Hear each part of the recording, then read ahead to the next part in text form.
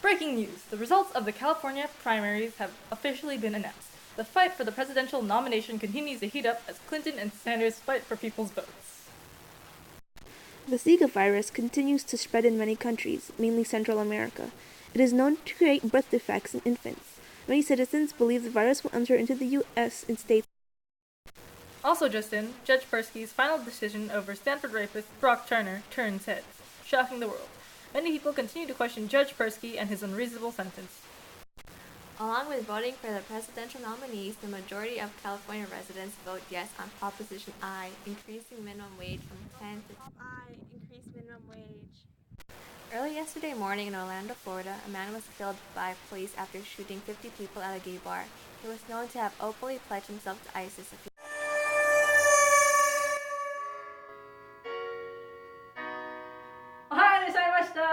It is Monday morning, June 12th, and I'm your host, Erica DePerio with American News Network. Outside, the weather looks gorgeous. We'll first turn to Abigail Medina for the weather. Good morning, Abigail. Good morning, Erica DePerio. It's hot outside. Now back to the desk. Thank you, Abigail. You're welcome, Erica. We now switch our focus back to the recent primaries in California. After hours of counting ballots, Clinton has been found to be the winner of the June 7th primaries with 55.8% of the votes compared to Sanders' 43.2%. Despite Clinton's constant wins over him, the race for the presidential nomination still continues. Sanders refuses to give up, trying to narrow the gap and overtake her as soon as possible.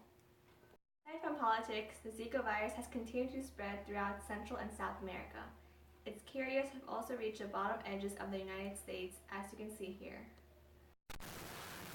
If either you or your loved ones reside in any of these red or yellow areas, be sure to remember to be wary of mosquitoes and always wear repellent. Last week, the decision for the sentence of Brock Turner, also known as the Stanford rapist, was officially finalized.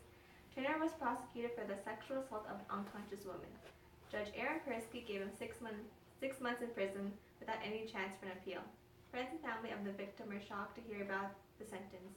Under the best circumstances, Turner should have been given a minimum of 2 years just for the intent of rape. Many people demand for the recall of Judge Persky and justice for the victim. Now, here with us is Abigail Medina interviewing a Stanford student. Hi, so what are your thoughts about the punishment of the Stanford rapist?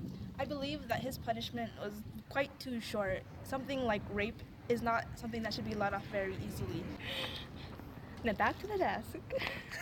Thank you, Abigail. We will return after this short message.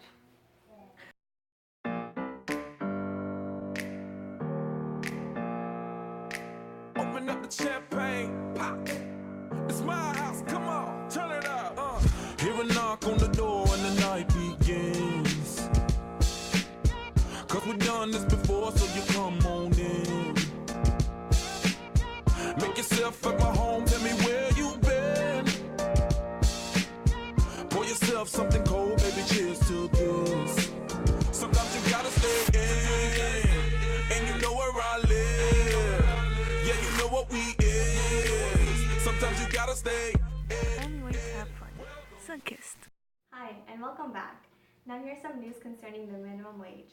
Recently, California voted in support of Proposition I, and the new law is soon to be in effect. This means minimum wage workers will get a steady increasing pay wage, and local businesses will continue to struggle as they work harder to pay for their employees. Starting at $10.50, California's minimum wage is expected to reach $15 by 2022 in response to America's rising cost of living. Hopefully, the proposition pushes small businesses to spend more efficiently and grow. Otherwise, California may be in danger of losing small businesses due to relocation. And now, back to the weather. Hi, as you can see here, the weather will be partly cloudy right now, but the highest will reach 72 degrees Fahrenheit and the lowest will be 58 degrees Fahrenheit. Throughout the week, the temperatures will rise from 80 degrees and the lowest will go from 60 degrees. But as always, the weather will stay gorgeous, just like me. Now back to the desk. Thank you, Abigail. You're welcome. As mentioned earlier, there was a mass shooting in Orlando, Florida. 50 were pronounced dead and an additional 53 were wounded.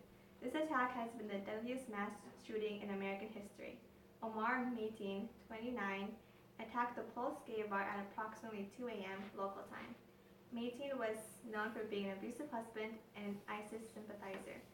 He was killed by police after hours of holding people hostage in the bar. While holding hostage, he called 911 to pledge his allegiance to ISIS in the Boston Marathon, which occurred in April 2013. However, there is no immediate indication that Mateen was involved with ISIS. And that's all of the news for today. Bye! Sometimes you gotta stay, welcome to my